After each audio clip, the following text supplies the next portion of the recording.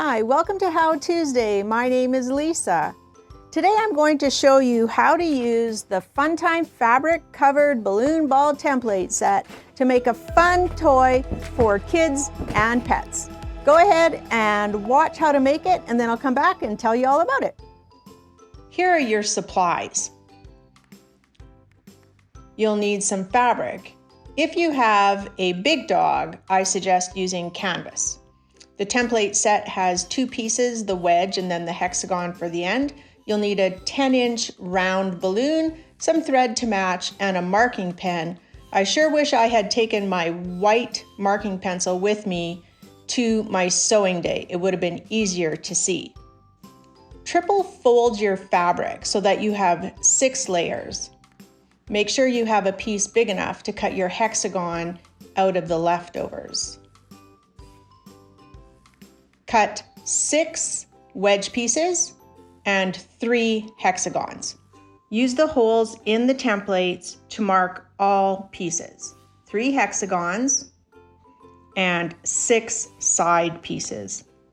Place 2 side pieces right sides together and start stitching at the top mark that you made. Make sure to back stitch.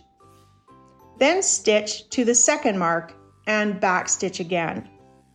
Continue adding all 6 pieces and then join the first and the last side panels together, again sewing from the top mark to the bottom mark and back stitching at both ends.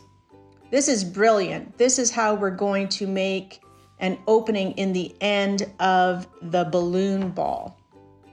Place 2 hexagons right side together and mark across the middle, leaving 1.5 inches in the middle unmarked. Stitch on both lines, start in the center and back stitch and stitch to the edge.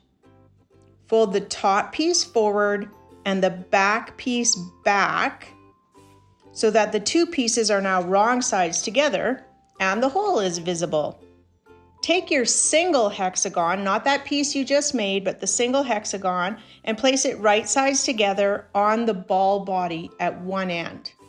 Stitch from one marked dot to the other, back stitching at both ends again. Continue stitching each side all the way around. Here it is, all attached. Now it's time to attach your end that has the opening. Use the same process and sew all sides. It's a good idea here to press your seams as well as you can at this point. Turn the ball through the opening in the end. Here it is, all sewn and turned. I didn't press mine, it was quite a mess. Insert your 10-inch round balloon through the hole and inflate it and tie it. Tuck the end into the ball so that it doesn't stick out. We don't want anyone to chew it or swallow it. Here it is, all finished. Sure wish I would have pressed those seams, but I can turn it wrong sides out and press the seams now, and that's what I'll do. And here's a little video of Cuda enjoying the ball. So the Funtime fabric covered balloon ball is a great toy for kids and for pets.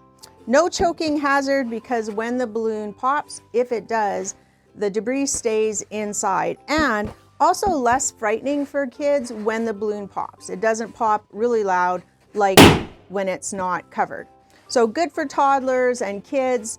The day I made it was at a sewing retreat, and one of the sewers' 9-year-old son had a great time playing with it. Also safer inside because it is covered with the fabric. It's not quite as random where it flies, so they have a bit more control, so it's good for inside.